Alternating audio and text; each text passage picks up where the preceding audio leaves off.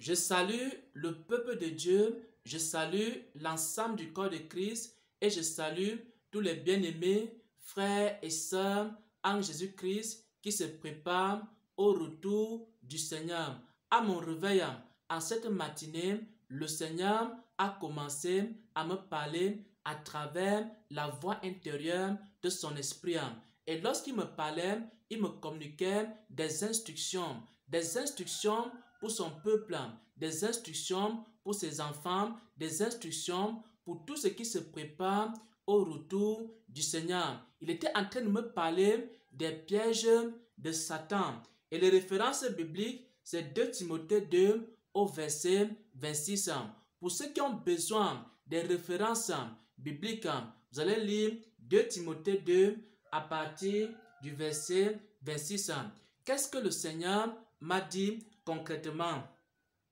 Le Seigneur m'a dit ici, à mon réveil, il m'a dit, dis à tes frères que Satan a mis de nombreux pièges devant chacun de vous, c'est-à-dire devant chaque chrétien, devant chaque serviteur de Dieu. Satan a mis de nombreux pièges afin que les chrétiens et les serviteurs de Dieu chutent, afin que les chrétiens et les serviteurs de Dieu tombent dans ces pièges. Pourquoi? Parce qu'il n'y a pas un seul piège, il n'y a pas une seule méthode que Satan utilise pour faire tomber les chrétiens, mais il y a plusieurs pièges. Il y a des centaines de pièges, il y a des milliers de pièges, il y a des pièges et des pièges que Satan a mis devant chacun de nous. Ça, c'est la première chose. Ensuite, il a dit, parce qu'il a plusieurs stratégies pour vous faire chuter. Parce que Satan a plusieurs stratégies pour vous faire chuter. Et ensuite, il a continué. Vous avez besoin de moi pour éviter ces pièges. C'est-à-dire, nous avons besoin du Seigneur pour éviter les pièges de Satan. Satan a mis de nombreux pièges sur notre route. Satan a mis de nombreux pièges sur notre chemin pour nous faire chuter, pour nous faire tomber. Même si nous appuyons sur le Seigneur, si nous cherchons le Seigneur, alors on va éviter ces pièges. Vous avez besoin de mon esprit.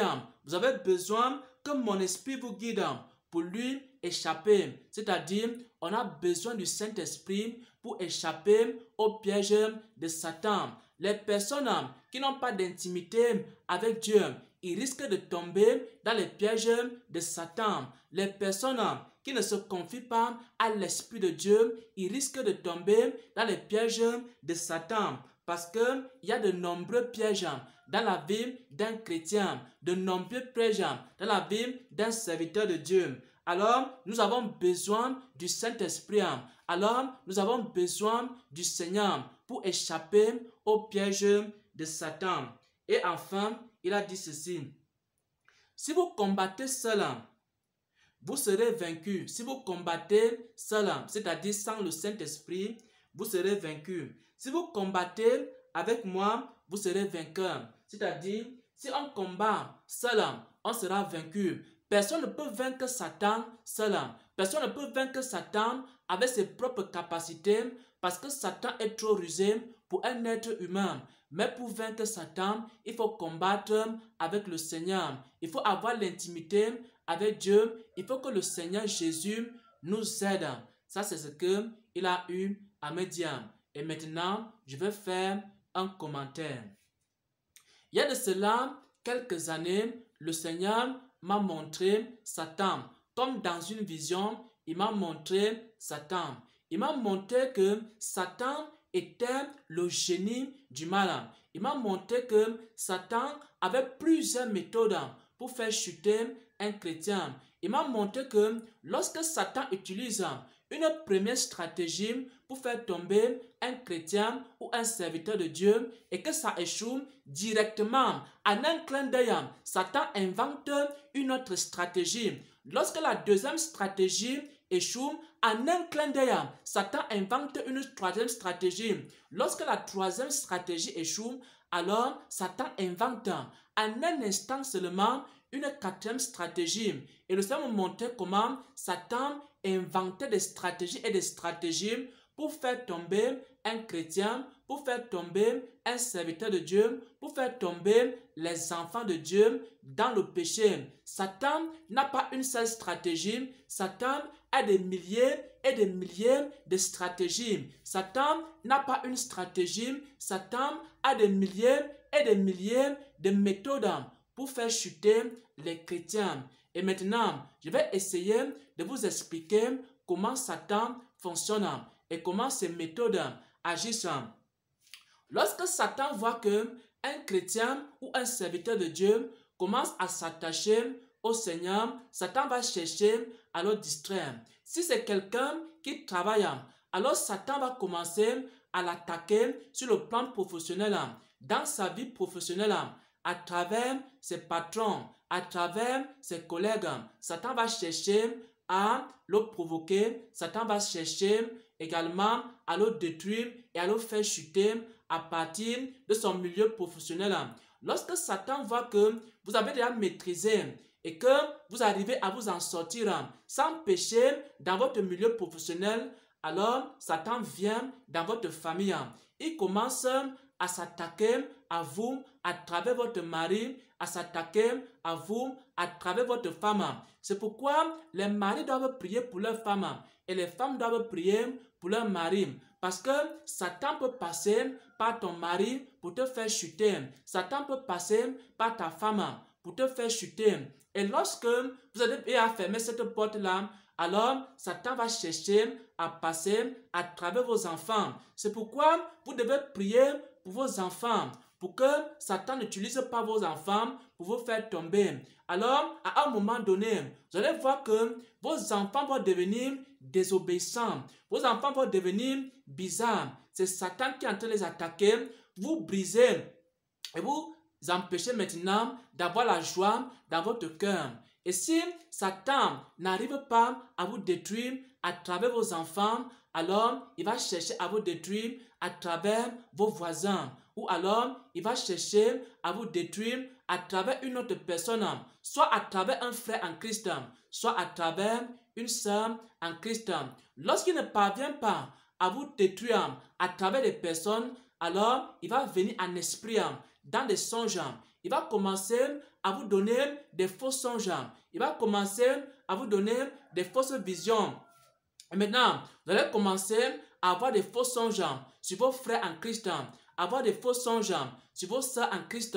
Vous allez commencer maintenant, à partir de ces faux songes-là, à avoir de mauvaises pensées contre des personnes, avoir de mauvaises pensées contre vos frères. Et c'est comme ça qu'il va créer la rivalité. C'est comme ça qu'il va créer également la haine entre vous et vos frères en Christ. Si Satan voit qu'il y a un serviteur de Dieu qui vous fortifie, alors Satan va tout faire pour créer la division entre vous et ce serviteur de Dieu. Lorsque Satan va voir que c'est le frère Xavier qui vous fortifie, c'est le frère Xavier qui vous donne des enseignements afin que vous soyez fortifiés, alors il va vous donner un faux songe sur le frère Xavier, ou alors il va vous donner des fausses pensées, des mauvaises pensées sur le frère Xavier. Vous allez rester comme ça, vous commencez à avoir des mauvaises pensées sur le frère Xavier. Oh, le frère Xavier est comme ceci. Oh, le frère Xavier est comme cela. Oh, le frère Xavier n'a pas ceci. Oh, le frère Xavier n'est pas cela. Ces pensées commencent à envahir votre cœur. Et à la fin, vous allez cesser d'écouter les enseignements et les conseils du frère Xavier. Et c'est comme ça que Satan va vous entraîner dans des faux serviteurs. Donc, Satan étudie chaque chrétien. Satan étudie chaque serviteur de Dieu. Il commence également à lui tendre des pièges. Il y a plusieurs pièges, frères. Il y a plusieurs pièges, sœurs. Il y a de nombreux pièges de Satan sur la route des chrétiens. J'ai seulement donné ici quelques exemples, mais il y en a de nombreux et de nombreuses stratégies. Par exemple, pour les serviteurs de Dieu, ce que le Seigneur m'avait montré, c'est que lorsque Satan veut détruire un serviteur de Dieu, il commence à pousser les gens à adorer ce serviteur de Dieu. Il commence à pousser les gens à faire les éloges à ce serviteur de Dieu. Il va envoyer des personnes qui vont commencer à dire à ce serviteur de Dieu: oh, tu es un grand prophète. Oh, tu es un grand serviteur. Oh, tu es le meilleur. Tu es le plus grand de tous les prophètes. Et lorsque les gens vont te dire ces choses-là et que tu vas accepter ça, alors l'orgueil va monter dans ton cœur. Et vous allez voir maintenant un serviteur de Dieu qui était humble. Maintenant, il est rempli d'orgueil.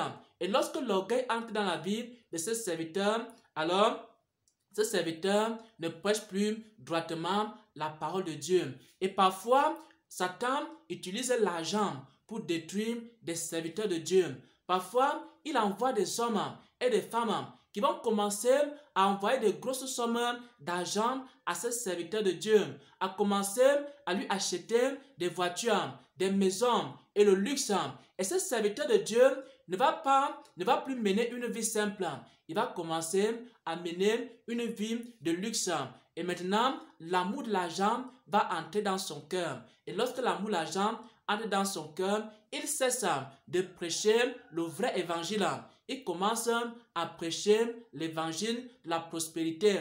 Parce que l'amour de l'argent et l'amour du luxe sont déjà entrés dans son cœur. Donc Satan parfois envoie ses serviteurs, parfois Satan envoie ses servantes pour donner des grosses sommes d'argent à des serviteurs de Dieu, pour donner des maisons, des voitures et donner une vie de luxe aux serviteurs de Dieu. Pourquoi? Parce qu'ils veulent les détruire, pour que l'amour de l'argent entre dans leur cœur. Et lorsque l'amour de l'argent entre dans le cœur d'un serviteur de Dieu, ce serviteur ne peut plus servir Dieu avec de bonnes motivations. Et il va commencer à prêcher l'évangile de la prospérité. Il va cesser de prêcher la sainteté. Il va commencer à prêcher la prospérité. Voilà donc, bien aimés frères et sœurs, quelques stratégies de Satan.